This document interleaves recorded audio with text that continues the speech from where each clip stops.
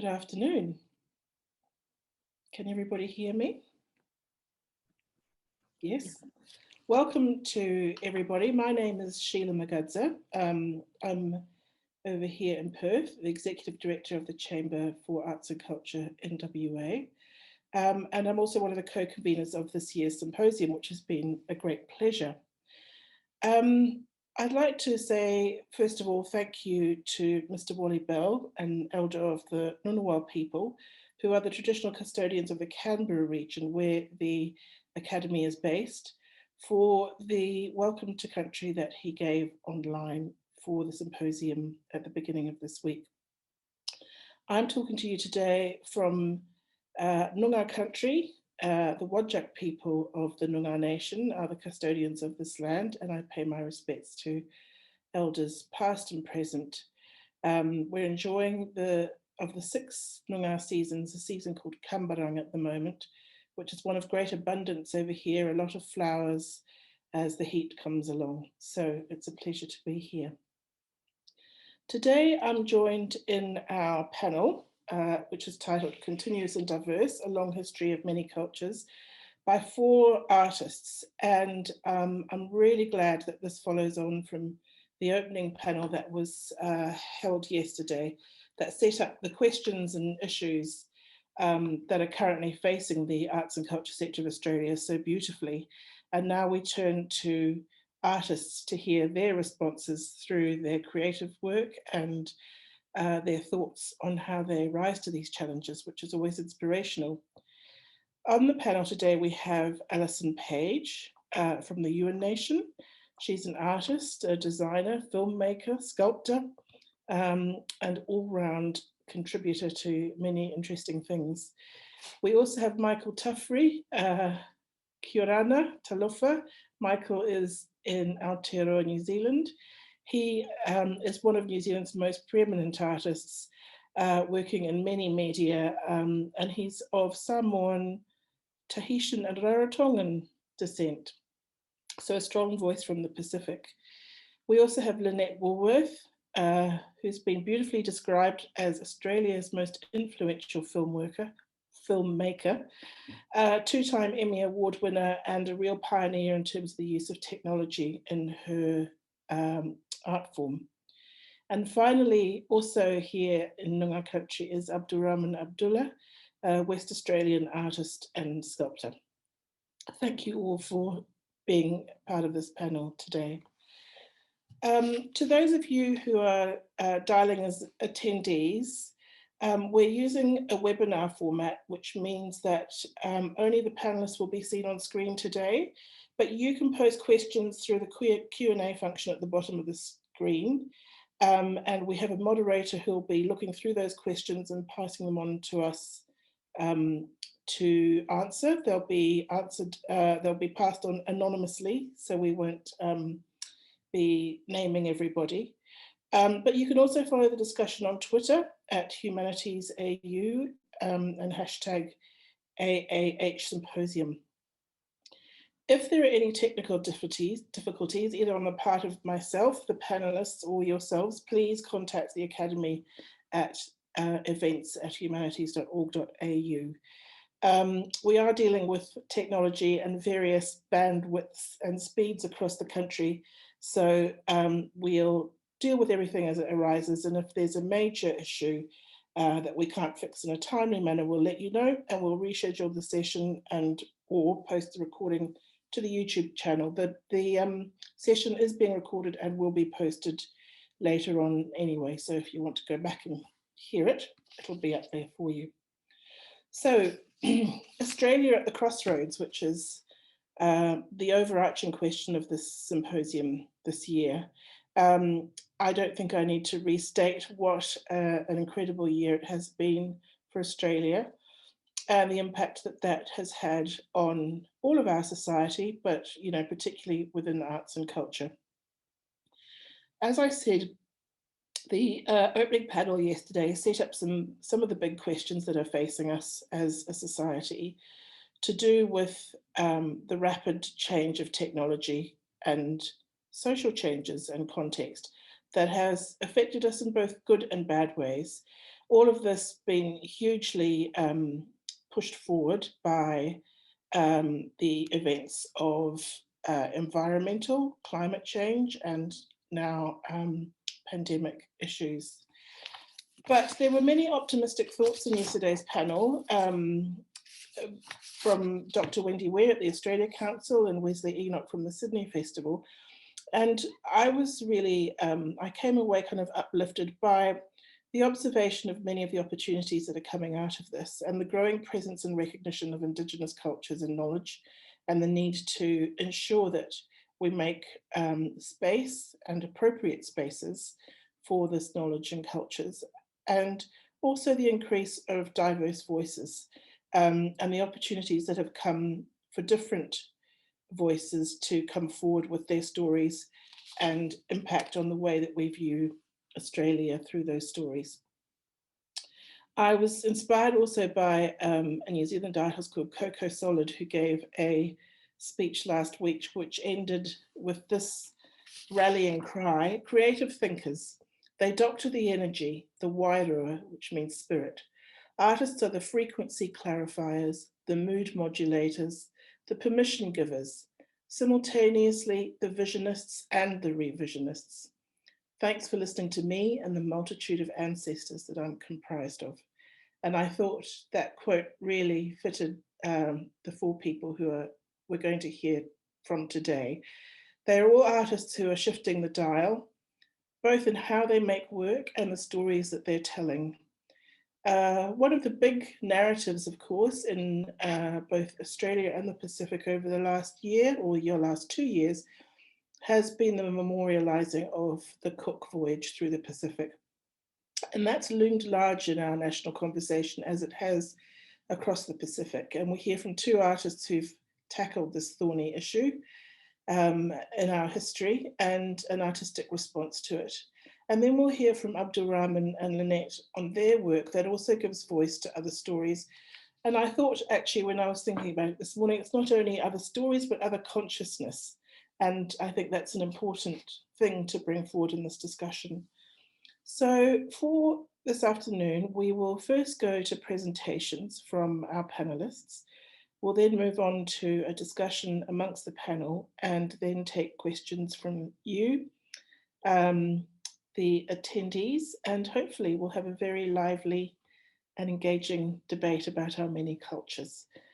I'd like to invite Alison to start off with her presentation.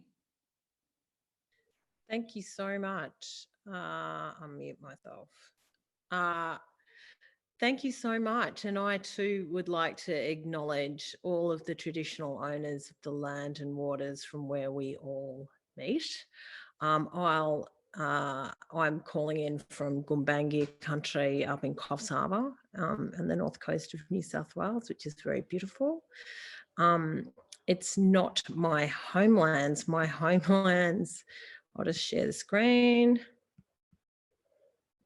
and do this. Hang on. Oh, I've got to move this. Okay, slideshow. My homelands is Sydney. Yeah, I'm a Walbunja and Wadi Wadi woman, and I grew up in La Perouse in Sydney South.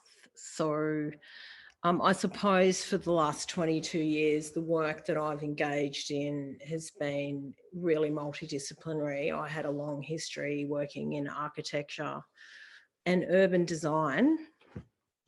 And I think it was through that, you know, and in those early years, there weren't really any Aboriginal architects. I was in the Australia's first Aboriginal architecture group, and we were given this opportunity to start telling the stories, place-based narratives, and seeing the built environment as an extension of the landscape and seeing it all as a cultural landscape. So as a vehicle for telling stories or a vehicle for our songlines, really, and the ongoing preservation of those, you know, which is probably primarily the work that I do. In the last 6 years, I've got a lot into filmmaking, and that's because I came to a sort of a blockage with working in architecture around the actual quality of the stories and the depth of the stories. Like, you know, a lot of people at that time were just doing, you know, cultural centres in the shape of a totem or something, and that was it. And that's not a story. So I just started really engaging in actual narratives, and the narratives that I work in these days is a lot around traditional knowledge. So, you know, seeing either both the built and grown elements of a place and seeing how they can expand and preserve and speak to people about traditional knowledge. But of late, and oh, is this going to work? Oh yeah. Particularly the last, you know, year and a half, I was sort of forced to engage with the Cook story because I'm on the council of the Australian National Maritime Museum. And I remember ringing Lynette and having a freak out about it, because I was like, oh no, I just don't want to go there, because in my mind, and of course, you know, I'd grown up with this myth around Cook that he was the boogeyman and he is the cause of everything bad that happened to our people. Now, I actually won 2 art commissions, which is what I want to talk about today. One was to make a film with 4 different communities that encountered Cook on the voyage, to tell the story from the shore, which I was like extremely privileged to win that commission with the National Museum of Australia, because the stories have been told, but they've been told separately.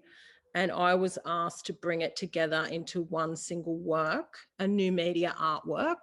So it could really be quite an emotional sort of hearts and minds sort of work, rather than a documentary.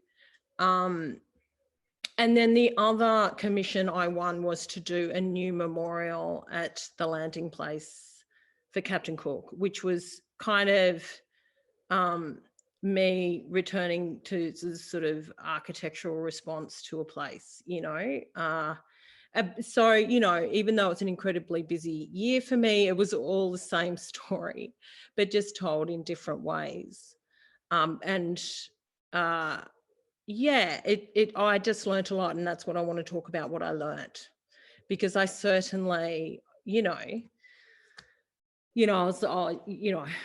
I pretty much begged Lynette to bloody help me emotionally cope with it, because also, it's like a lot of my family and everything, and a lot of the artists that I knew at the time, found it a very difficult thing to engage with, especially in the context of, a government that was funding the circumnavigation of the ship, and that was a very big political statement, but it was extremely one-sided. But look, I found solace in making this work. So I'll just tell you the story, because I'm sure some of you know the story, but like the whole thing is that in Australia, we have not been taught our history.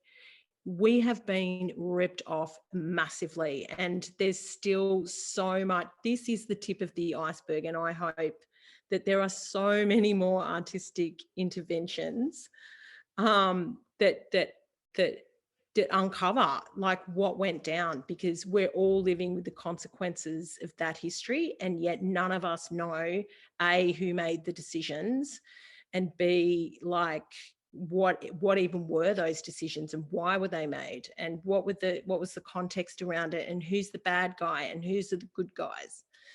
So look, it all started down in Point Hicks, this film. We worked with the community at Narooma to just, we centered the film. The film's called The Message, and it was this idea that there was this message sent up the coast by multiple communities that didn't have the written word, but they all were warning about these visiting ghosts. And they saw in Point Hicks these water spouts, 3 water spouts. So how incredible is this, right? Cook sees land at midday at Point Hicks, and between him and between the ship and the shore, there was a water spout. Like, I don't know if anyone has ever seen them, but I've lived on the ocean my whole life and I've never seen one, right? So there was one between the ship and the shore, and then there were 2 out to sea. So around this ship is 3 water spouts, which when you talk to the Yuin people, which is my grandfather's people, when you see a water spout, it's good spirits. They're female spirits and they're air spirits, and they are coming to warn you of a bad omen. So, you know, that is the message, right? So that was the start of this communication that went up the coast. They saw that. And so through smoke, through message sticks, through bull roarers, through all these different communication methods, this warning went all the way up to the coast until they got to Kamei. And I'm showing you some stills from the film. I'll show a little snippet of the film in a minute, but it's showing, I just don't have the time to show you completely, but it's showing at the National Museum. But when the ship arrives at Botany Bay in Kamei, the 2 warriors that were prepared. They were spiritually prepared. They were completely covered in ochre, and they were ready to have this conversation with the dead. Because in a lot of our beliefs, and it's not just the Gweagal people in Kamei, it's when you talk to all the Gulgu Yamatha people up in Cooktown, the Karareg up in Torres Strait, they all believed the same thing, and that was that Cook and his men were the reincarnation of their ancestral totems. So in the case of Botany Bay, it was a whale that had gone over to the east and had come back with white skin. And so that was the conversation that they were going to have. But so the first words that were uttered by these 2 warriors at Kamei was Wara Wara Wara Wara Wara. They're yelling out Wara Wara Wara.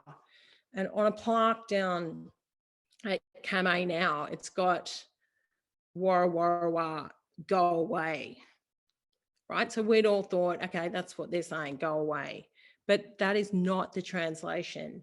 And it was through this project, you know, it was because these cultural institutions were given money by Scott Morrison, who just is the biggest Cook fan on earth. We were able to find out the real meaning of all of this stuff. And so we were resourced to tell our story. And the true meaning of Wara Wara Wara is dead, dead. These people are dead. So these 2 warriors, they weren't communicating with Cook. They were communicating with their mob who were up behind the grassy knoll over at Kurnell, saying, these are the dead people. And so, and, you know, Cook needed water. He would have been a bit hangry. I don't know. But look, shots were fired. It didn't go well. And then for the 8 days that Cook is there at Kamei with Banks and Solander and collecting plants and all that sort of stuff, they are trying to have a dialogue with the Gweagal people, but they were literally ghosting them because they were not prepared to talk to the dead, you know? And so the first big thing that I learned is that there was never, ever going to be this big moment of diplomacy or this meeting of the minds of where that was impossible because it's 2 aliens meeting each other and they have no shared language. They have, you know, the Endeavour was a scientific voyage. So they thought, and really honestly, they thought because they had the latest chronometers and everything that actually got Cook there, you know, like gave him navigational accuracy, they thought obviously that they've got the best scientific practice going, when there was an amazing system of observation, trial and error, experimentation, traditional knowledge happening, which they could not see because it didn't look like architecture. It doesn't look like a farm. It doesn't look like, you know, it doesn't look like society. So therefore it mustn't exist. When the truth is, we all know they're extremely advanced, sustainable society. So, you know, like even, I think even with more time, particularly at CAMA, I don't think that they would have had this great meeting of the minds. I think we're at that place now. I think the whole country is standing on the shores with Cook, having that dialogue right now, right? But it's taken a long time to get here, and there's been a lot of denial and trauma like before that we've all had to come to terms with.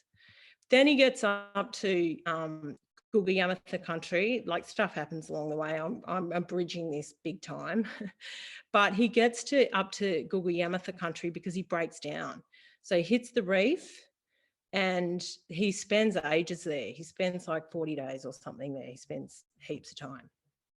And so he gets to know this community pretty well, and they sort of get along a little bit, you know, like they're getting along. Because they're helping hunt and so on, and, you know, like they're hanging out, you know.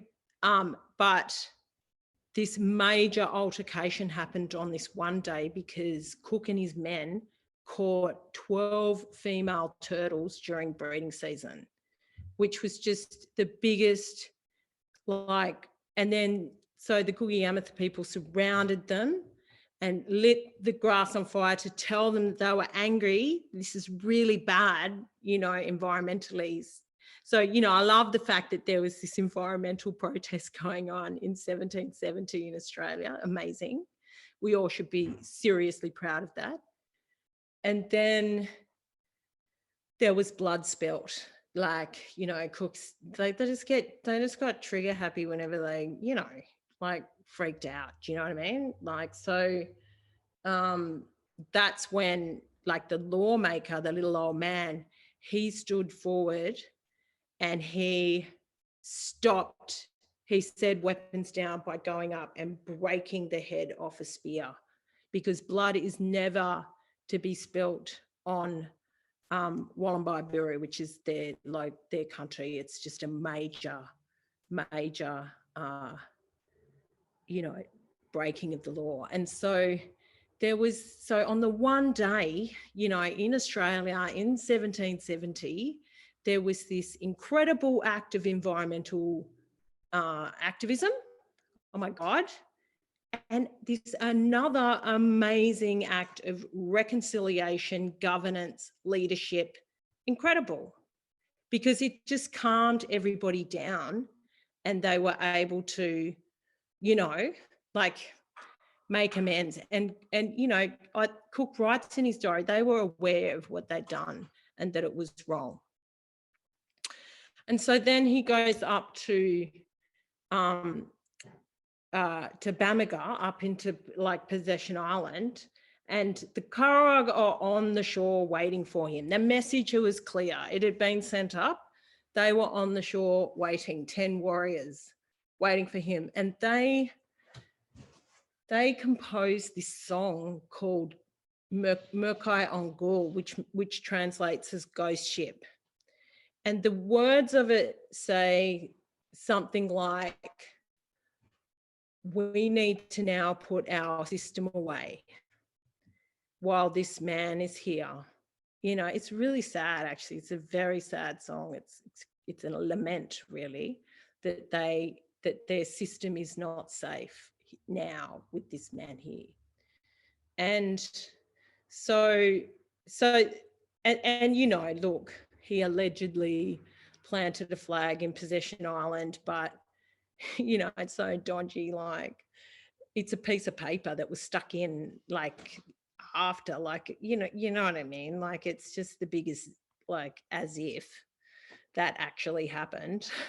But that's another unpacking of Australian history that we need to do. But one thing that in my conversation with Lynette reminded me that Cook wrote on the very day after he sailed off from Bamaga, because they were on the beach and they scared him off. Like, he didn't land there. Like, they scared him off. They didn't want to know about him. And then, but he wrote in his diary that Aboriginal people were the happiest people he had ever encountered, that the land and sea provided them everything they ever needed. And it's actually the best part of Cook's diary, because it's not a really amazing read. Oh, it's my daughter, Poppy. This is such a lucid entry. Like, he goes on, he says that they don't want our houses, they don't want our clothes, they don't want, I think he sort of got us, like, I'm not, I know he went on in the Pacific and did, bad stuff, right? But I will say that I think for the fleeting encounters he had in Australia, you know what I mean? Like, I just think there was a lot of misunderstanding. I think there was a lot of miscommunication, and the blame for everything that came after, i.e. the 18 years between 1770 and 1788, when the first fleet arrived, none of us know anything about that. And the decisions that were made in England that have affected all of our lives, but if there's anyone that needs to wear the blame for that, it is Joseph Banks, because he planted the seed for Terra Nullius, and he decided that we would make a great offshore detention centre for England, because they had to stop sending prisoners over to America, and that they should just put a little vial of smallpox on the first fleet. What a good idea. So this is like, I didn't know any of this. You know what I mean? And I was like, Australia doesn't know any of this, and this stuff is not taught in schools. And so, but I personally want to know more about those 18 years. I want to know about those conversations, because that is about humanity. That is about leadership. That is about, our identity, which we had no say in as modern Australia, and all we've done over the last 250 years is bicker with each other about whose fault it is. It's none of our fault, it's England's fault. And unless we deal with that trauma, like, we will continue to be the abusers and create offshore detention centres elsewhere and do the same stuff to other people. Like, it's not good. But anyway, look, it's a big story, which we're unpacking. I just thought I'd play a little bit of the film, just like, I don't have time to play all of it, but I'll try and choose a snippet from, hang on. I need to see the timeline. Just from when from when the message got to Kamei.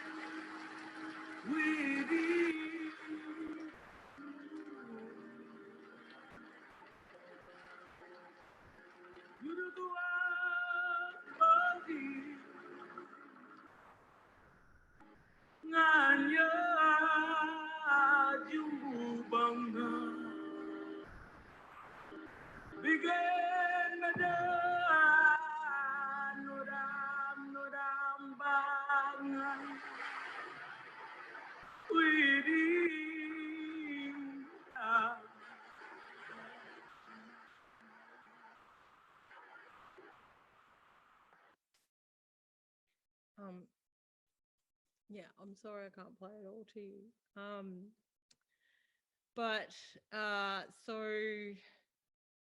The really beautiful thing about co-creating that work with all of those communities, besides the fact that, you know, we're learning about this history for the first time, was that everybody in the film were direct descendants of the people who encountered Cook.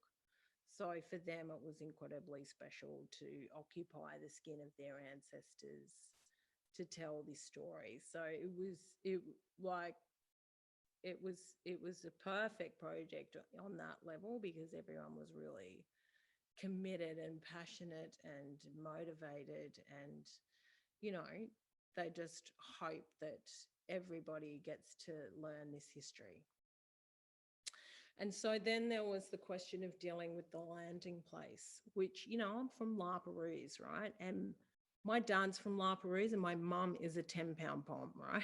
So, you know, like it's this work. I was asked to do it was never called a memorial to Captain Cook. It was a memorial to the landing place. And to do it with an Indigenous sensibility, so to do it in our way. And at first, when I was conceptualizing it, I had something on the shore that represented our story and something in the water that represented the story from the ship, because that was the whole, you know, motto of the whole year, was the story from the shore and story from the ship, right? But yeah, I just had this revelation that I have to combine these stories into one work, and that it needs to live in the tidal zone between the ship and the shore, where the Australian identity actually lies. And that to do something that when some people look at it, they'll see, the idea was to create, so it's called The Eyes of the Land and the Sea, and the idea was to create something that when our people looked at it, they might see the bones of a whale, and some people may see the ribs of the Endeavour. But the really beautiful discovery that I made when I started actually overlaying and doing studies and overlaying the anatomy of whale bones over the actual sections of the ship is that they're so identical in terms of the section and the profile.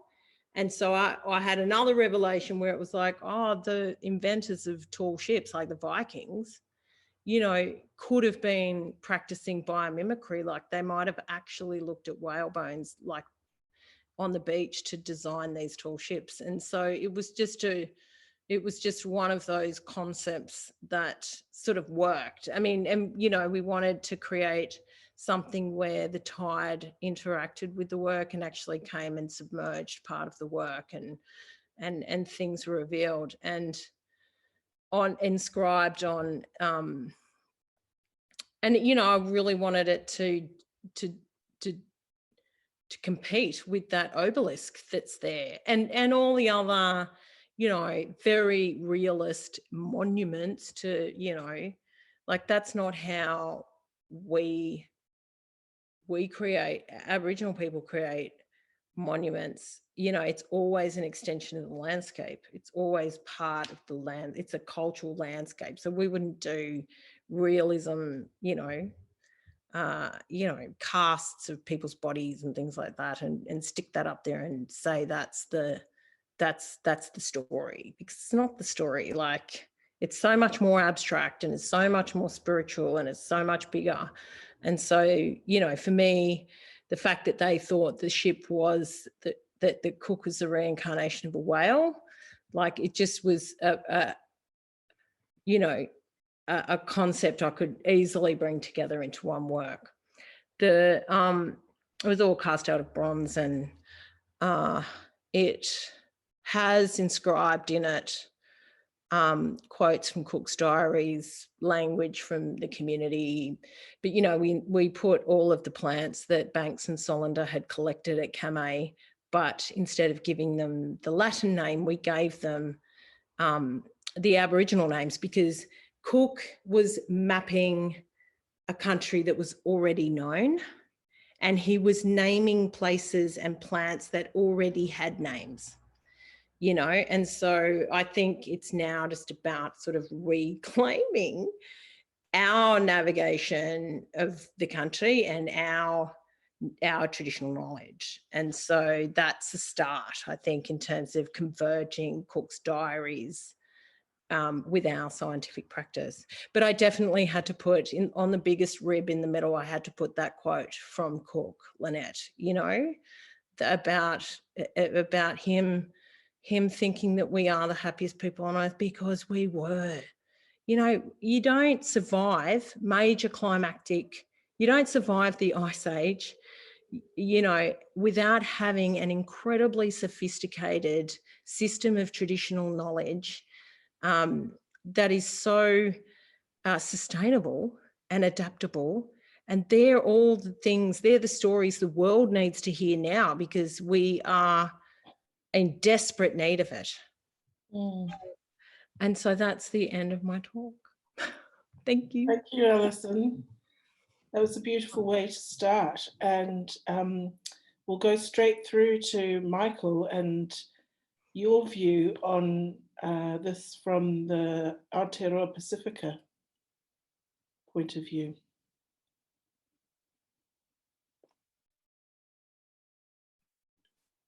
You can hear me? Yes, we can now. Oh, right. Just got to double check so this dude is moving. Oh, yeah. Actually, I just want to acknowledge the people, the land over there, over that side. And actually, I really enjoyed the talk that Alison just gave, because there was a lot of affirmation for myself, actually hearing the stories and actually the similarities of the struggles, but also the encounters.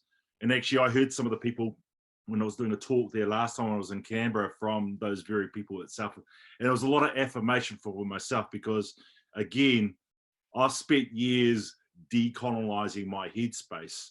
And who the hell is this guy Cookie? And this picture that you're looking at now here is from our marae, Tapatapatia. It's the Leeward Islands up in French Polynesia, where Tupaia, who's came from this marae, the same marae that my nanny comes from. And we always talk about the people. It is the people. And I love this saying in Māori, which is he tangata, he tangata, he tangata. It is the people, it is the people, it is the people. And what's so cool to actually listen to Alison, she's actually talking about from almost like a whānau or family or relations, and actually narratively, we've been given the space and the chance now to actually address some of this moralization of Captain Cook, because last year was actually quite controversial here in Aotearoa. We had the 2 year 250, we had our protests, and we needed those protesters on the other side to get to voice their concerns, to bring that energy, to question why we are celebrating Cookie and his mob, or the tension that was going on. And I always start off with this photo here. This is Hikarangi, over in Norotonga, over in the Cook Islands. And I've got every right to claim Cook, and we've spent, because you know that we have the Cook Islands, and my father, biological father being from the Cook Islands, we've had to wear that name and reclaim that name back. So we've taken the C out of it and we've used the K, Cook Island there. And even though he never landed in Norotonga, we still have the stories, the narrative. And I love the whole idea that it has to come from the family. It has to come, it's passed down generations, it's altered, it's done through song, it's done through music, it's done through whakapapa, which is through family. And the one thing that we have a ritual in our family, we always go back and see the whānau, the family. This is my great nanny. She was actually from Raiatea, Tapatoatea, from that marae. And why it's so significant, because that's actually where Tupaia, who was actually, he's considered either a traitor or the navigator or the translator, that was actually on the very first voyage when he came to Aotearoa. And this, why it's so significant, this is the Raiatea up in the Leeward Islands, up in Tahiti, is it because Anne Salmon put this book out called The Trial of the Cannibal Dog. And I feel that we still are in this trial. We're actually having this trial and tension between and decolonizing our headspace. And actually, even in French Polynesia, we still have trouble with the French. You know, we wanted to close the borders down. They've still let those people in. And it shows you that we still don't, they love us to do the singing and all that sort of carrying, but narratively, we have the story. And we can tell the story from our own perspective. And for the last, I say, 20 years since the Trial of the Cannibal Dog book that was put out by Anne Salmon, has actually been quite inspiring. It's been one of the stepping stones to actually addressing and encountering and asking those questions that she wrote down actually in that book. And so I started spending time going back to Tahiti, going back up to the Cooks with the whānau. This is normal over in Tahiti. And the thing is that asking that question, you know, where is the cookie story? And then there's the French that came on top there. We've got Bougainville. So we've had to almost like decolonize our headspace and now start to reclaim it with the Pacific voyaging. And this is actually contesting that whole story. Growing up as a kid is the horrible part, because I remember we went to an amazing exhibition in town in Wellington, in Aotearoa, and we went to a cookie show, a Captain Cook show, and there was a big painting of Captain Cook getting cooked, getting killed on the beach, and all my Pākehā mates went around. I said, "Oh, it's your fault," and it was just because of my skin color.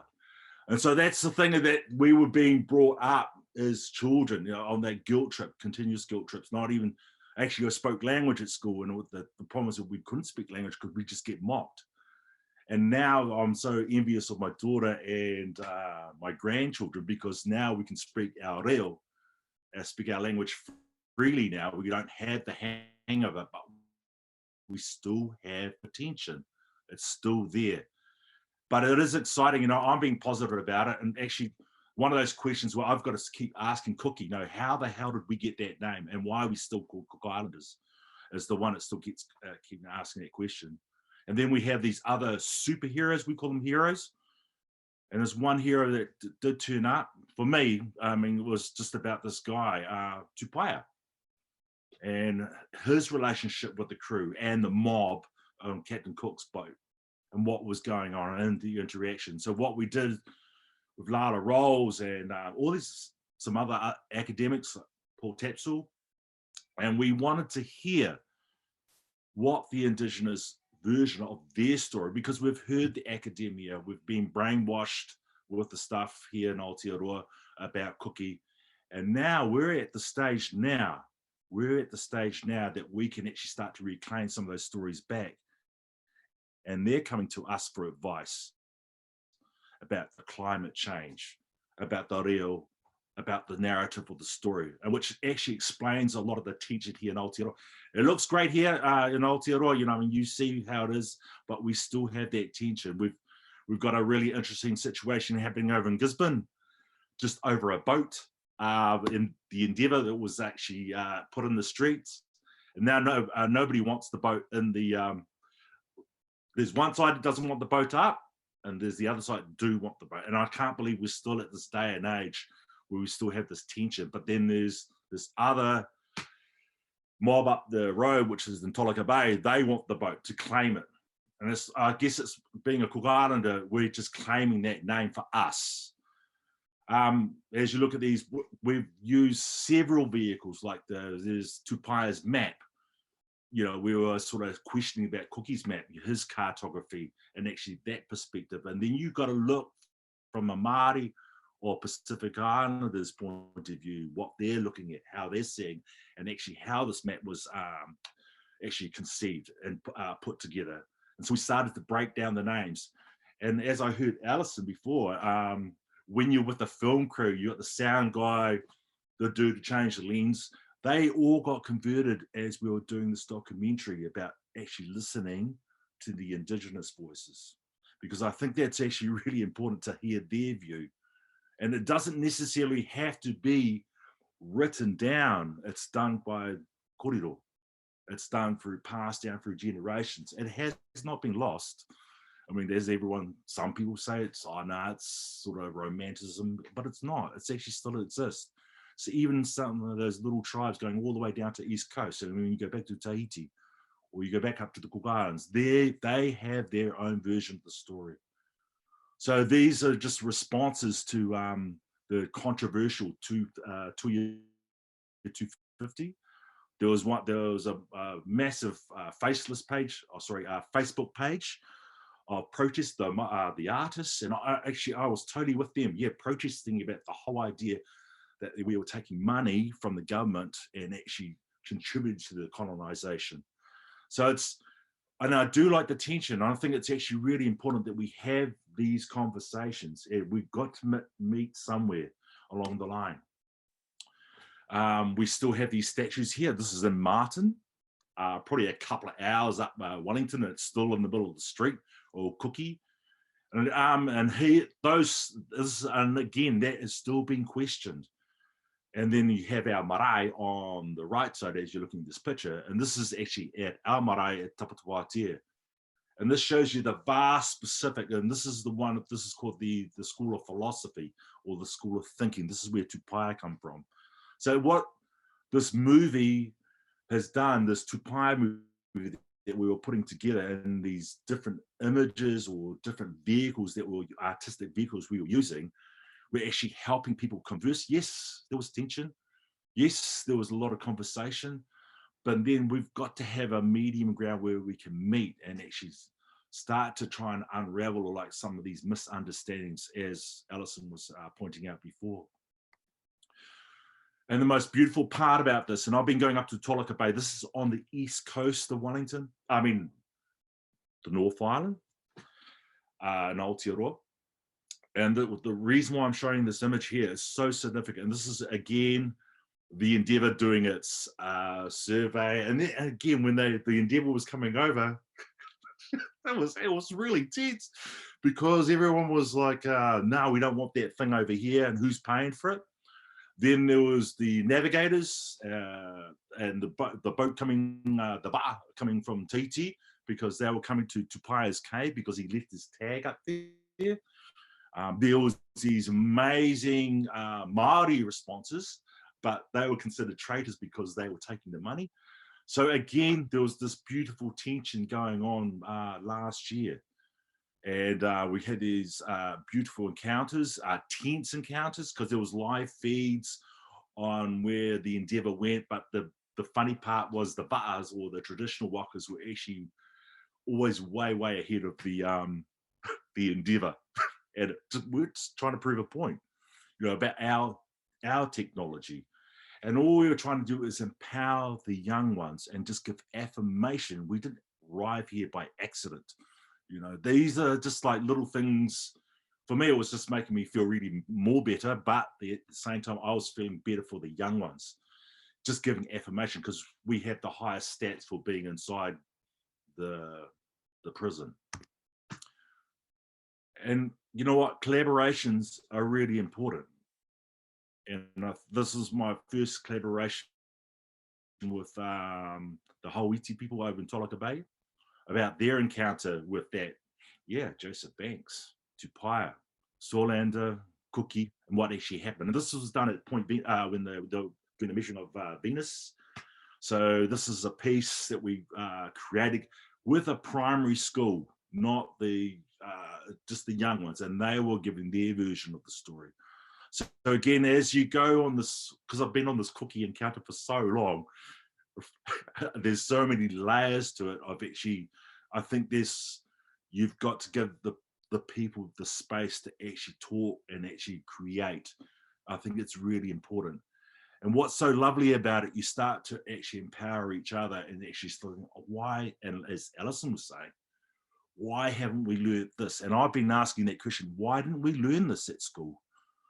And again, it's the government or the people that are here, just again, the more you say it, the more you believe. And I think we've actually got to start claiming that back. And this is where I think art is actually, has always been in our DNA. I always talk about the kids about the DNA. The importance of your DNA is really important. And important that you actually start to tell the story and actually how you see things. So we're going through a beautiful stage in Aotearoa at the moment, but we're going through some tense stage.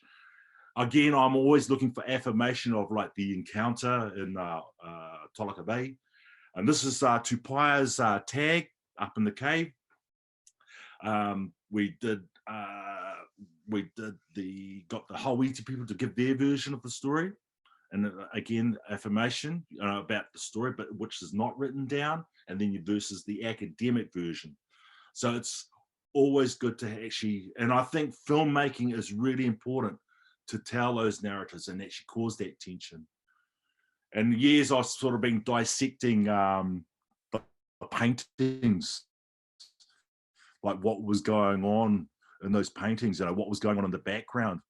And the narratives and the stories that, like, we always made out to be, the cannibal bit or the savage, but they never talked about our intellectualism. And I loved Mundine. We had this argument, John Mundine, we had this argument about the warrior thing. Can you stop doing the warrior thing?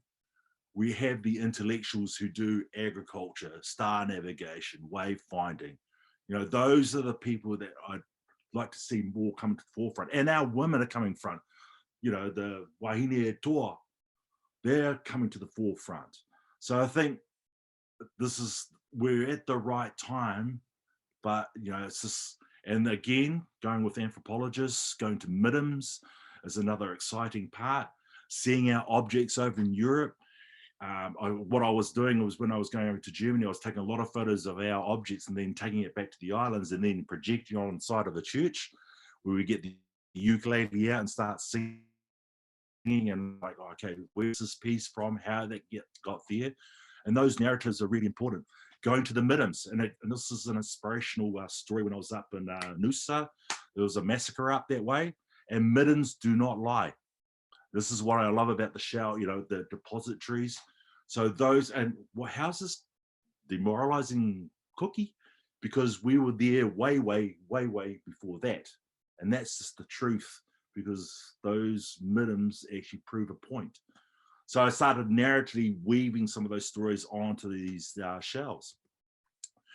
And again, talking about the counter, this is another residency program. Again, importance of community, collaborating with them. So what I would always do, I'd always go and talk to the local iwi there, or the people that actually from that area, share my story with my whakapapa from my background, and then what we start doing is trying to connect with each other and dissecting the story or the narrative.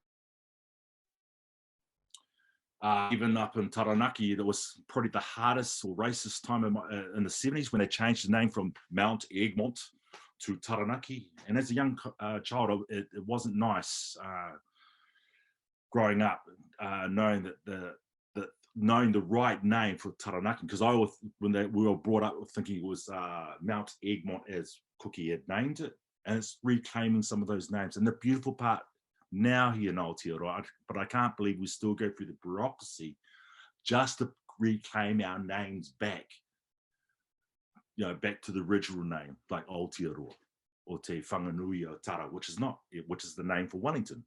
So those are the beautiful parts now, and that's why I'm so envious of this next generation that start to feel good about themselves, like sort of, oh, right, this makes sense. And I think going over to, this has spent a lot of time over in Europe, over in the British Library, and actually going and seeing our photo albums. It's this beautiful young man, Parkinson. You know, there was this, we always talk about this encounter with Tupai doing these beautiful watercolors, and these are photographs of ourselves. And funny that Alison from La Perouse, because actually that's where Tupai did his watercolor of the two young blackfellas, and there was a big blackfella in the canoe on one of your walkers. So for me, I see the connections, and I can see there's a narrative, and it's only just a tiny little part. And if you give us just a little bit more of a gap to actually tell those stories, things are going to, environmentally are going to make sense. You're giving space and giving affirmation about who you are. And I'm always questioning, like, you know, because going back to Rorotonga, if you've ever been up to the Cook Islands, we used to have a beer called Cook's Beer. And I'm trying to figure out how the hell are we related to this guy? How the hell did we get this name? But then what's so beautiful about it, we've claimed it back as Cook Islanders, that name. And so this was part of an exhibition up in the British Museum. I'm always like, and for me, it's actually really important to actually go into those, go where Parkinson and all these other British artists and the French artists went, and just to recreate and trying to rework the drawings and, you know, what was going on at that time, and listen to the locals, what they have to say.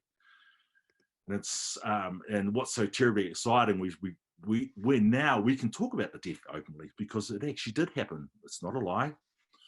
Like Tumaru, who was shot on the first day, and I was able to do these illustrations, and we weren't trying to do bad reenactments. We were just trying to tell the truth, what had actually happened. And the one I can't stand hearing is like, that was a long time ago, that sort of shouldn't affect you and blah, blah. It does. It actually comes down from generation to generation. And if people keep telling me it doesn't affect you, like, come on, guys. It does, because it actually comes, that story will carry on down. And I've seen the effects of what it's done to the other iwi here and up and down Aotearoa, their encounters, because we still haven't addressed the issue about the hundreds of people that actually died when Wallace turned up in Tahiti.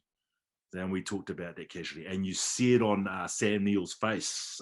His face changes on his doco when we encounter him about that. And there's all these little things that, but in respect to him for, you know, sitting there and just taking it, but we need those mediums to actually meet in the middle. And again, this is a significant object, because when the missionaries, and I'm sorry about it, the missionaries were just the second wave of just another genocide of like being paranoid about their body. I don't know what it was. We managed to actually save a lot of our objects. And when we were doing the filming, when we were filming Tupai's encounter, endeavor, basically all these stories and narratives of families were turning up. When we played the film in Tahiti, the families turned up, and this is, we've got the version of that story where we can tell you the story, or we can bring these little carvings were coming out, because we didn't want to bring it out. It was a certain time that they were waiting. So that's the beauty of what the positive sides. I mean, I know there's the moralization of Captain Cook. Yes, I get that, but it is all about empowering people about the truth. And I like that second slide that you put out there, Alison, but you know, it is the truth, and we need to be acknowledged about like our version and have a listen to what, you know, from our version of the story. And again, this is one of Tupai's ancestors, direct descendant, and again, Paul Tatzel, sitting down and just listening and talking about the conversation. And as Alison was saying, they went up and down, listened to their version of the story.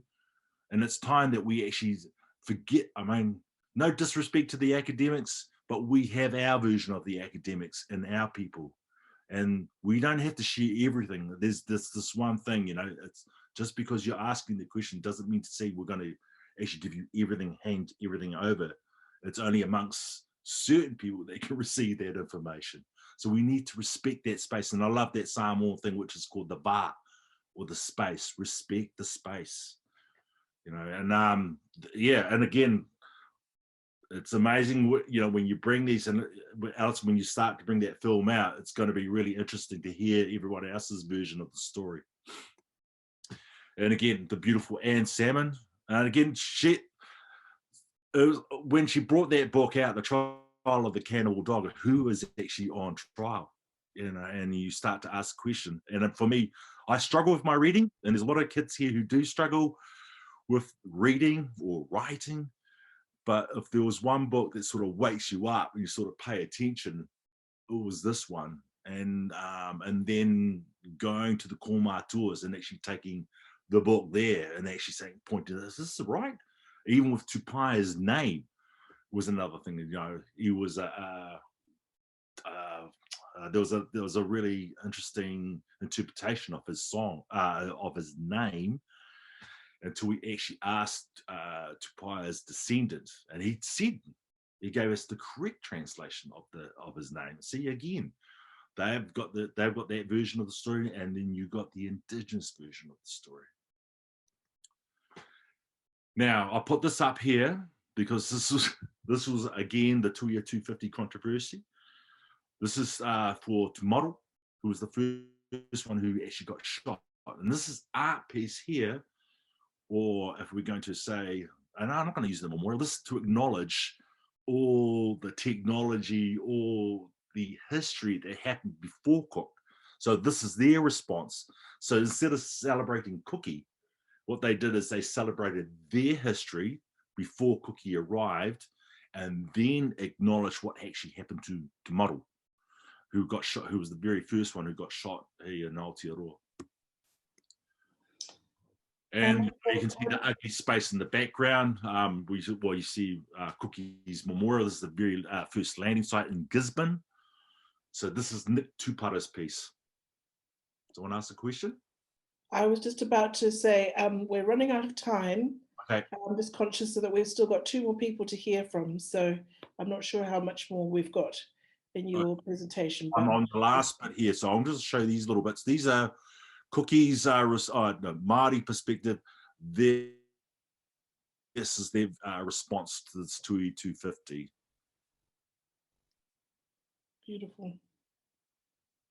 And this is how you turn a museum inside out, where I was actually contesting the, it was this Te Papa. We did this amazing project where a lot of people don't see these objects in the back. And so what we did is we reversed it and turned it inside out. And did an amazing collaboration with dancers, musicians, anthropologists. So I'm going to leave it there so I can allow my other 2 beautiful speakers to speak. That's me, Mike. Thank you. Beautiful, beautiful imagery. Thank you. Abdul. All right. Here I am. I've appeared. Hi everyone. I'm going to read something because I'm not really I'm not as pro just saying it. Yes, I'll introduce myself. My name is Abdul-Rahman Abdullah, and I'm an artist living and working on Wajak country, south of Boorloo, Perth. And I just want to pay my respects to the elders, past, present, and future. I work primarily in sculpture and installation. This is a slight departure from that Cook narrative we've been focusing on, but there's always so many parallels, and particularly in that idea of, you know, embedding your story in a place and claiming your own story and being able to tell your own story, I guess, in that space. So yeah, I work primarily in sculpture and installation. My work's been described as magic realism. I like to create poetic interventions between the natural world, human relationships, and the built environment. I use quite traditional approaches to figurative sculpture, but in a very contemporary way, I feel. And it allows for just different ways of storytelling. I'd say new ways of storytelling, but there are very few new anything. They're just other ways of storytelling. And I love the idea of putting audiences or people in the presence of a living, very subjective history just within the everyday. The idea of family provides a framework for my creative practice, and I draw a lot on childhood memories growing up as a Muslim kid in suburban Australia, and or exploring the diasporic identities of my ancestry in Malaysia and Indonesia, as well as broader definitions of family, such as defining domestic space or communal space, marginalized identities, or communities within communities. I mean, people describe them as hidden communities, but I don't know. I don't think that's accurate. It's just communities within communities. They're not untold stories. They're just stories. I really want to. I love the idea of building new mythologies based on old stories, and for me, I find those in the shared experience of the other. As a Muslim artist with a mixed Malay and white Australian background, and working in rural Western Australia, I'm here on a cattle farm. I feel like my work offers an alternative perspective across the complex geography of intersecting and often very disparate communities. Today I wanted to share just focus on 3 works created over the last 7 years. They reflect this idea proposed by Sheila when we were discussing this symposium, the idea of creating a visual language that that might weave broader perspectives into the Australian psyche. So I'm just going to share my screen now. Share. Is that the? Oops, I think I'm at the very end of my there we go. Can everyone see that? Yep. Yeah. Okay. Let's see this.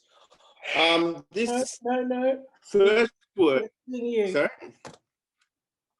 Can you hear me? Yes, we're not seeing your presentation. We're not seeing the presentation. Okay, there it is now. Yep.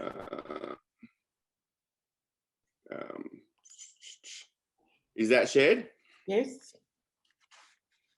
Okay, great. Just want to make sure I can scroll. So you guys can see that presentation? Yes.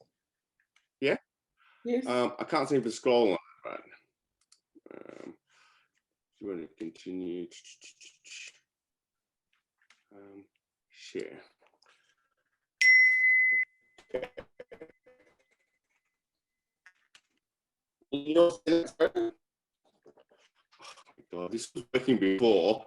Can you see that presentation? Yes. Yes. Can you guys see that? Yeah. Yep. All right. I just need to be able to scroll. There we go. I think that's been shared from. This first work is a work I created in 2013 called Wednesday's Child. Sorry? That's all right. Sorry, say again? That's okay. Go ahead. Okay.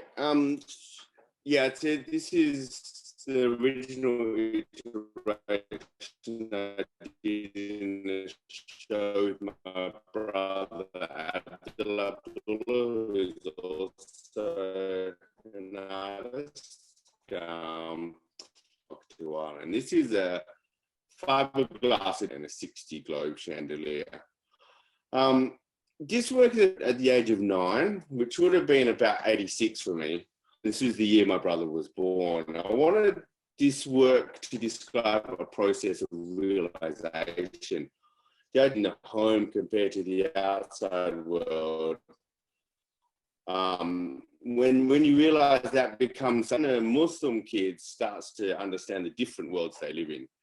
And so learn to work with from an early age. And that title referred to the idea of a middle child, someone who's in between. I was also born on a Wednesday and became a middle child when my brother was born. So I just wanted to show some of the progression of this work into a permanent installation. In 2015, I was commissioned to create a permanent version of the work in Victoria Park, which is the Perth suburb where I grew up. This version was bronze with sandblasted etched concrete.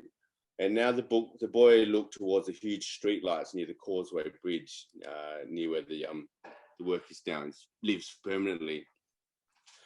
Replacing that chandelier with the street light, it sort of added another layer for me. Street lights occupy this a special place in my childhood. They're timed to go on at sunset, and this is, as far as I know, true all over the world. So during Ramadan, they're the most reliable indicator of when the day's fasting is actually over.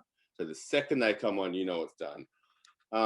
As a kid, I just watched the street lights in front of my house with great anticipation, waiting for iftar, which is when the fast can be broken. And in a Perth summer, that can mean no food or drink from 3:45 in the morning until almost 8 at night. So you can taste that light as it flickers on. And for me, the placement of this work is a way of embedding that story, that history, which is a completely different, giving a completely different meaning for something, you know, so I guess mundane and so ordinary, overlaying that with a completely different meaning on a suburban landscape.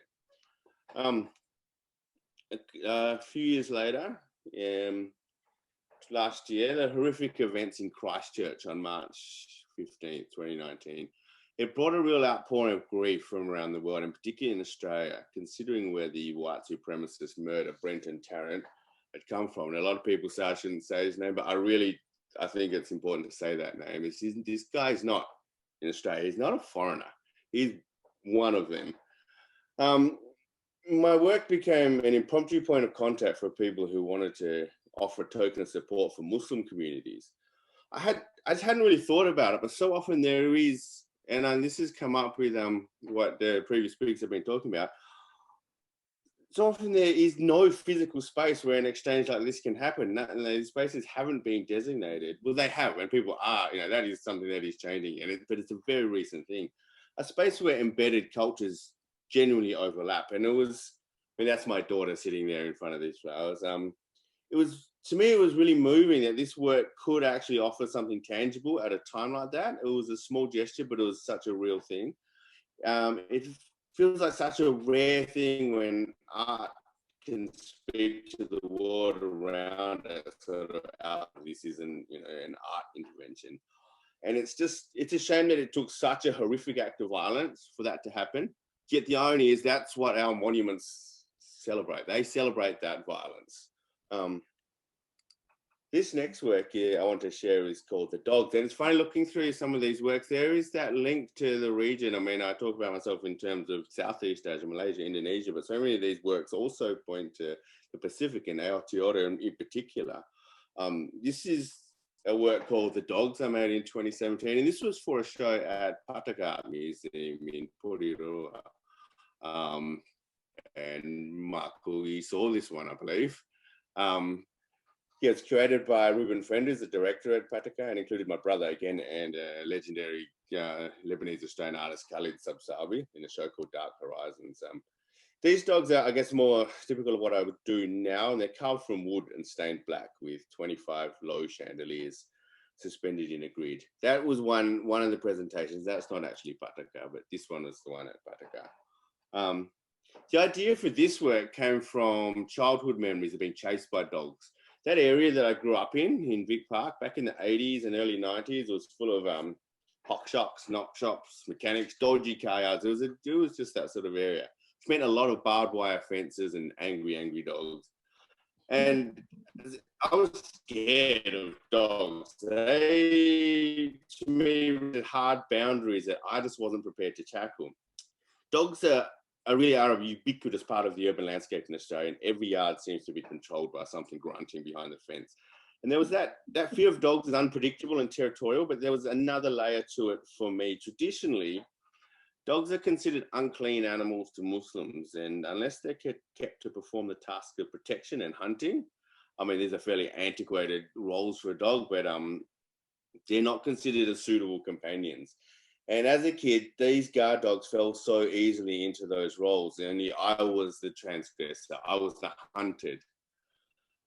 Worse still, there is a sort of a long-held superstition, and it is a superstition among Muslims, but these are pervasive ideas that black dogs are considered representatives of Shaitan, which is the embodiment of evil. Even saying Shaitan as opposed to Satan has a different sort of spine tingle for me, I guess. And for a culture without that imagery, we had no baby Jesus or Santa Claus, Easter Bunny. Representing pure evil with an animal chasing you down a laneway, it can be pretty unnerving for a kid. So that agency of culture casts a long shadow over what could be seen as a fairly benign aspect of daily life. And that fear focuses that territorial aggression of these guard dogs as something much greater, as if they could smell my soul. Well, and this work is rooted in these childhood memories. While the work is rooted in those memories, the use of dogs to control people and protect the rights of a ruling class is a very deep-rooted history. Exploiting the predatory instincts of dogs in the service of a very human agenda, they're synonymous with closed borders and the violent exclusion or containment of entire groups of human beings. I wanted this work to juxtapose that idea of territorial exclusion with a glittering aspirational space described by the chandeliers. It promises an ideal that can't be accessed, a gaudy beauty that belies the underlying violence of exclusion. I wanted this work to be a personal recollection that embodies a broader sense of how Australia conducts itself in the region. This is just a close-up.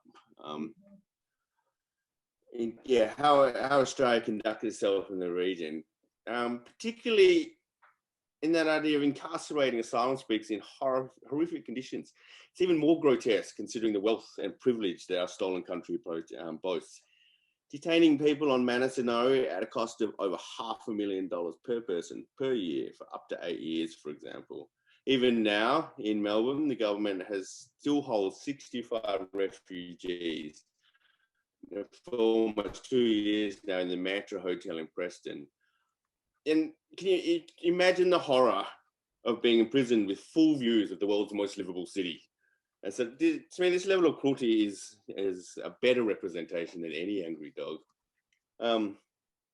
This is just one final work I wanted to share. And this is a work which is from this year, 2020. Again, carved painted wood. It was for a show, it was going to be at 4A in Sydney in April, but it's now been postponed to next year. Again, in Sydney at Campbelltown Arts Centre. It's going to be a lovely show. But this is a work called Burak. It's made from carbon painted wood. Burak is an enigmatic figure from Islamic law. It's been one of those surprising things from within a sort of what could be seen as a fairly austere culture, but there's a lot below that surface, I guess. That name Burak it's derived from the Arabic word for lightning, something that is vividly real yet fleeting and immaterial. And it's a figure that's been alluded to in the Quran. So it's kind of referred to, but not specifically, but expanded upon in hadith.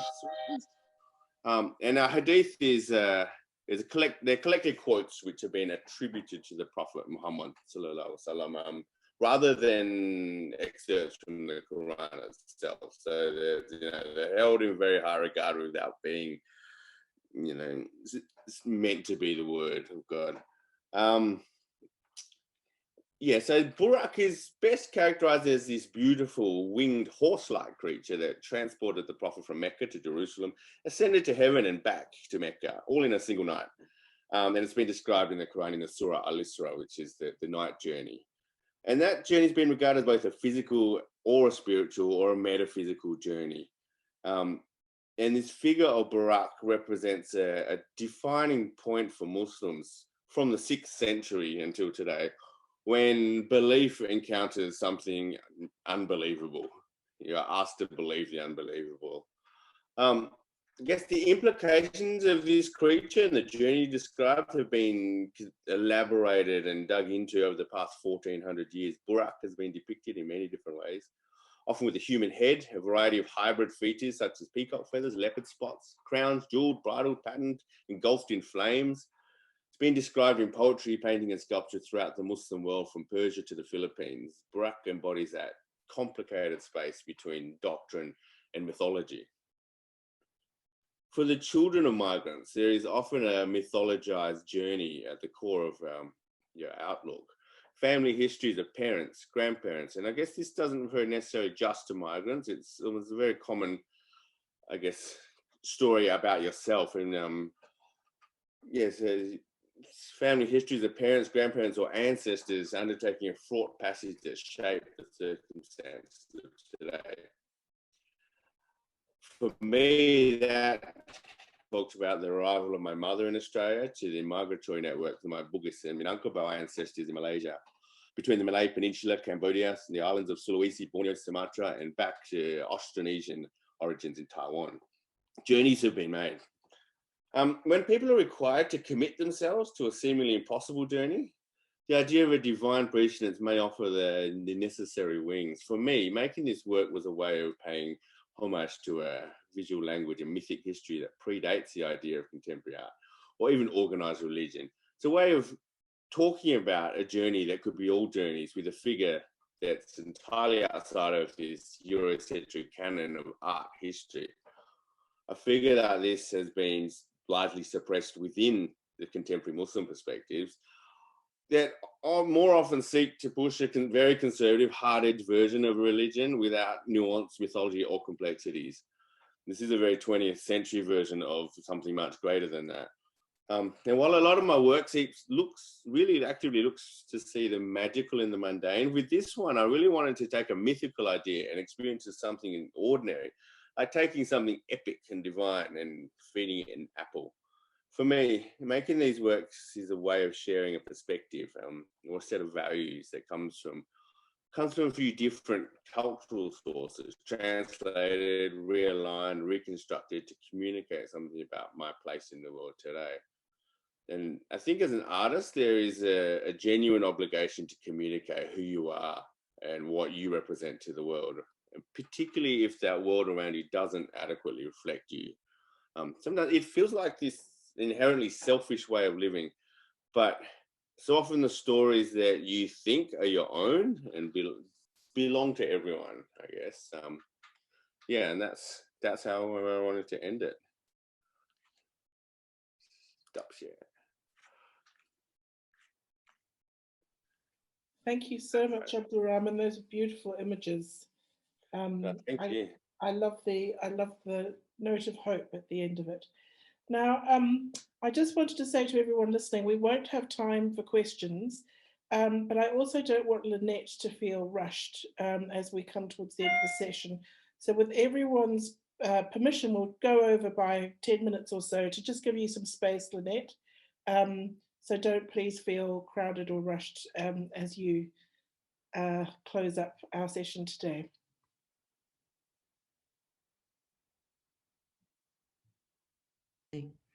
Hang on, am I unmuted? Yeah. So you think it's okay to do my presentation, Sheila, or would you just, yes? Okay, sure. Let me kind of share screen, and then I might skip a few things, however.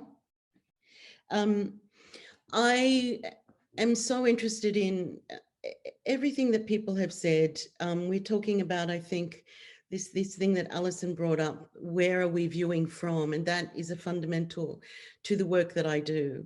I've tried continually to make work that imagines the viewer as a participant in the work, because that positioning is what for me is the essential. Who is viewing what is made? And that relationship is what I'm continually trying to build. So in this work here, which is a very old work, the viewer is holding what we might otherwise call the artwork, except they're intimately and intricately linked. And if the viewer does not hold the work in the right place, the work actually cannot be seen. And this idea of the viewer as a component or participant in what becomes the finished work is what I'm always struggling to do, for some of those reasons that I think that all of the other artists beforehand have talked about. This kind of space that our works might occupy, which is between the stories we've been told and towards the stories that we have not heard. And that is the space that I'm trying always to bridge.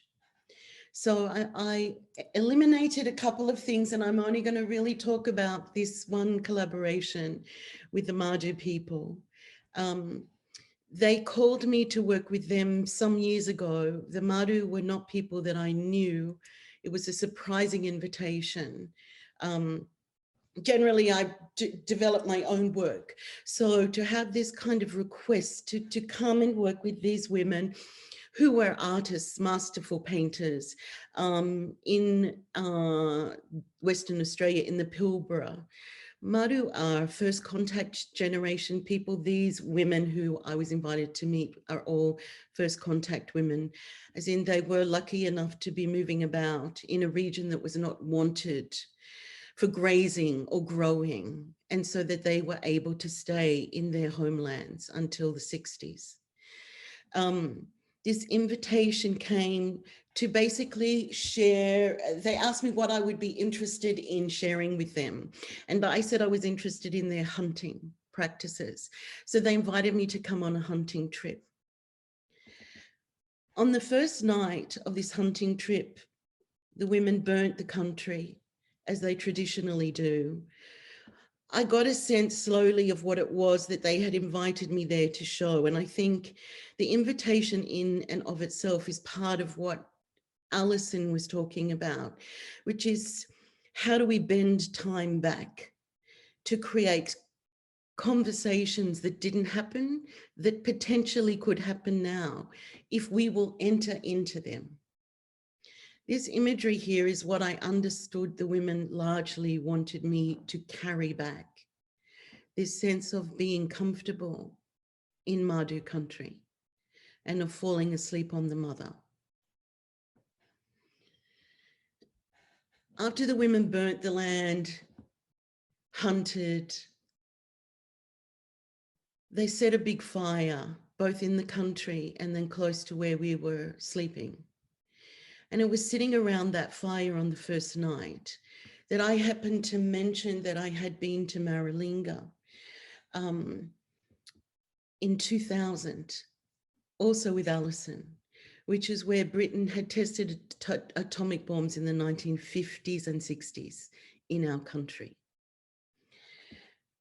At the moment I mentioned this connection, one of the women, Nola, turned to me with a kind of laser vision. And all I can say is that in that moment, it was a standing outside of time that happened. She said to me, "Oh, you are here to talk to Nyeri." Nyeri's her husband.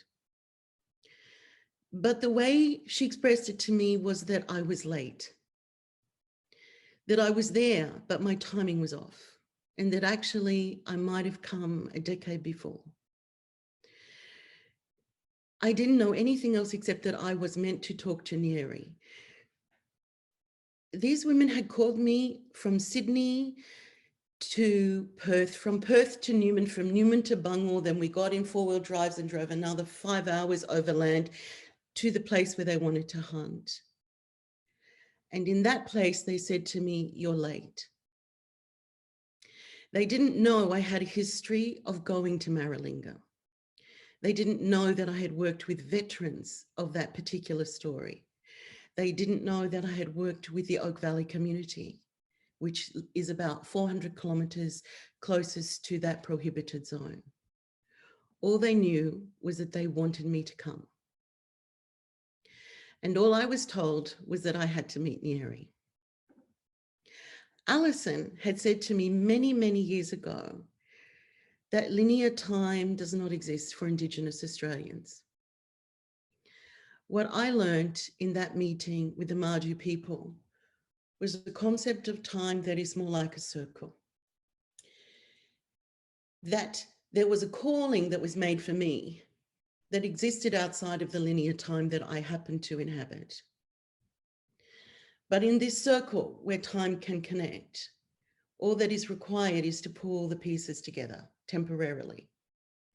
And a meeting that might be able to happen can be given life.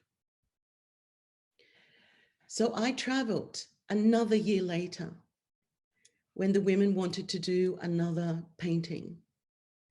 This is a version of what they created at this second meeting. On one side, you see our technology. You see their technology, the women's technology, painting over that region of Bungall, kind of complex imagery of sand dunes, of burnt spinifex, of dry spinifex, of spinifex that is growing. And over the other side of the frame, directly opposite, you see a Western technology of satellite imagery that's going over approximately the same area that the women are painting. And this too is what I understood that I was there for, to bring a combination of technologies into one work and to show the sort of thing that Michael's been talking about, that there are technologies that are comparable, and just because we know one of them, we may not know the other at all. Into this gathering walked Nyeri. The women were painting. He decided to give them some instruction about an area in the painting where they needed to place imagery of digging. All I knew was this was the man I was meant to meet. It was very hot in the art shed. It was about 50 degrees ambient temperature. The sound recorders required that we had the fans off so that we didn't disturb the sound. So Nyeri came in and sang for rain. And as clouds gathered outside, he came to talk to me. This is Nyeri in the 1950s. He was moving through an area in the South Australian desert with family members when he saw a thing that he couldn't account for. And that was the story he wanted to tell. What he had seen was a nuclear test. Turns out Nyeri had been standing up in his community for years previously, saying he would one day tell this story to the world, and in particular to politicians and also to world leaders. Some people in the community laughed at him when he said this. He regularly threw his shoe at the television when he saw world leaders speaking. He had a belief that this story, which he had experienced and held for almost 60 years, had a timing. And in the moment when that timing would hit, someone would come that would help him share this story. The story was of this moving through the desert and seeing an apparition which he could not explain. I asked him, what did you think that thing was? And his answer is the reason I could make the work that I did. He said, we thought we saw the spirit of our gods rising up to speak with us. Then we saw the spirit had made all the kangaroos fall down on the ground as a gift to us, we thought, of easy hunting. So we took those kangaroos and we ate them, and the people were sick and the spirit left.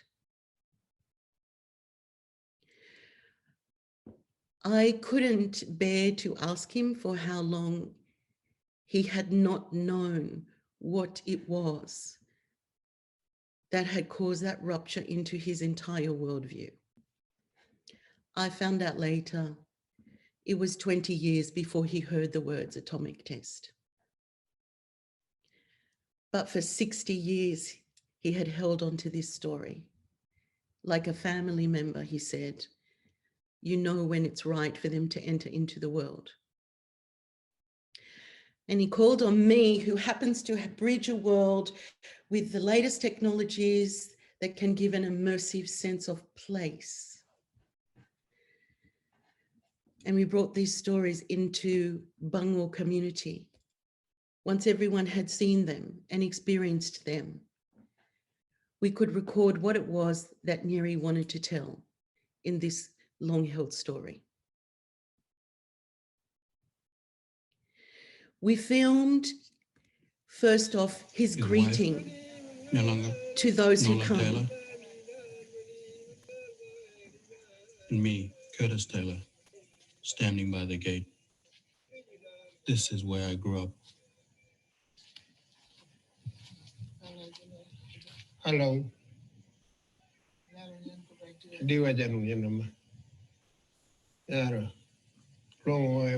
Nyeri says, welcome. You have come from a long way away. So the protocols of meeting that apply to me to visit the community apply to the visitor inside of this immersive work. And we recorded those things that were important to show, including the sort of thing that Alison talked about. What is this communication that couldn't happen then, that possibly could happen now? So we constructed a meeting between Nyeri and Oppenheimer, between these two old men.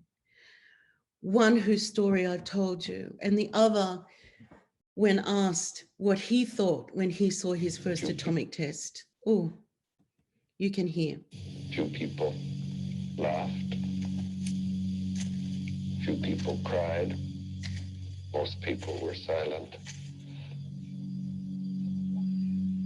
I remembered the line from the Hindu scripture, the Bhagavad Gita. Vishnu is trying to persuade the prince that he should do his duty, and to impress him takes on his multi-armed form and says, "Now I am become death, the destroyer of worlds." I suppose we all thought that one way or another. So we constructed the meeting that didn't happen.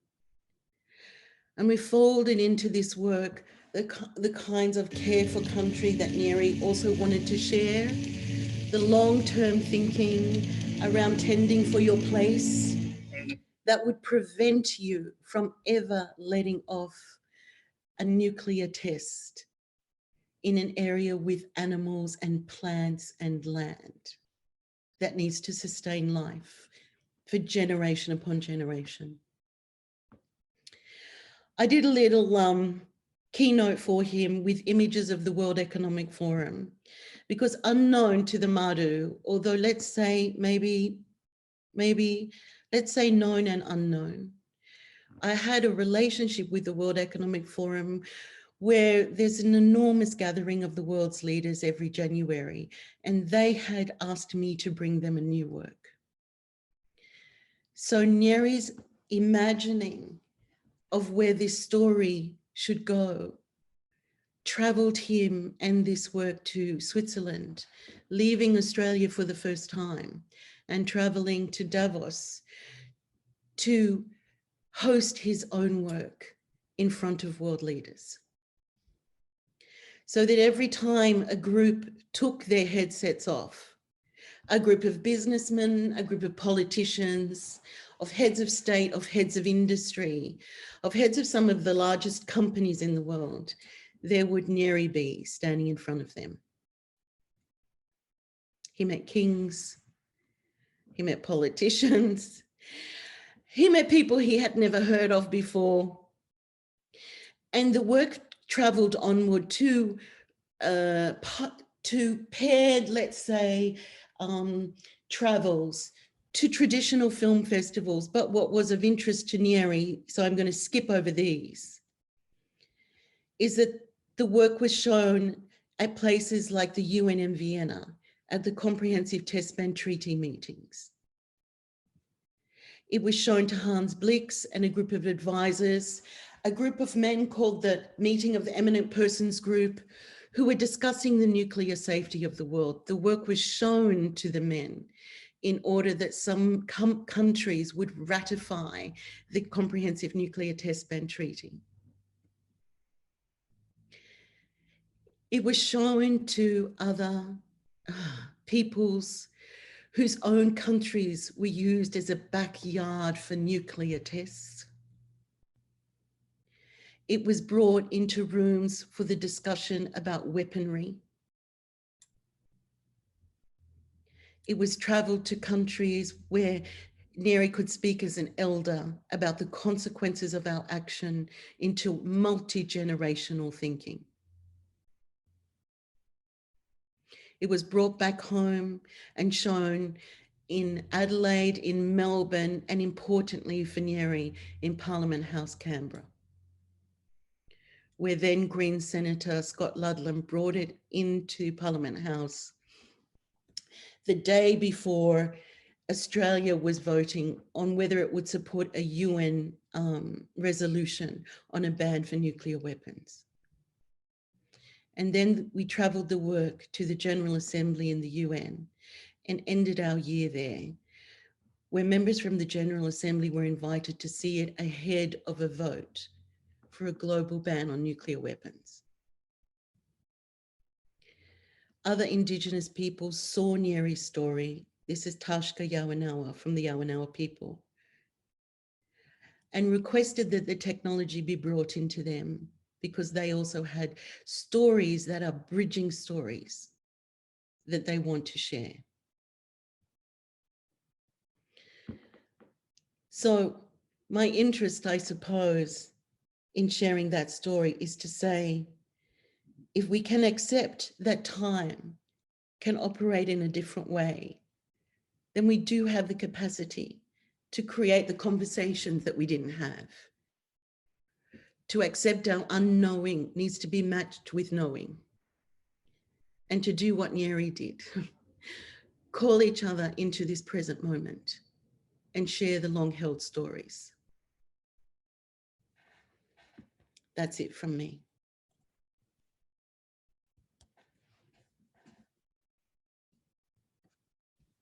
What an incredible way to end today's discussion. And thank you all for an incredibly rich 90 minutes. I think we could have this conversation for the next 5 years. And I'm sure all of you are going to continue to have it through your work.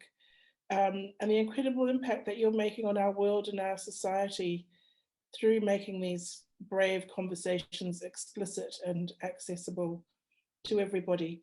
There have been some really beautiful themes in here about family, about memorializing and monuments, about community, involving community, and systems of communication that we may not necessarily see or notice. But I think the overwhelming theme to reflect on has been this idea of circular time and rounding back to some of the things that have hurt us and finding ways of healing and going forward.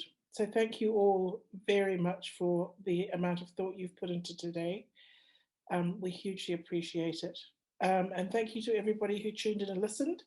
Tomorrow there will be another session at the same time around policy and how we can impact our institutions and our policy makers to create an environment where these stories will continue to flourish. So thank you, everybody. I think that's all that I need to do in my wrap up. And please stay tuned in for the rest of the symposium over the rest of this week. Goodbye, everybody.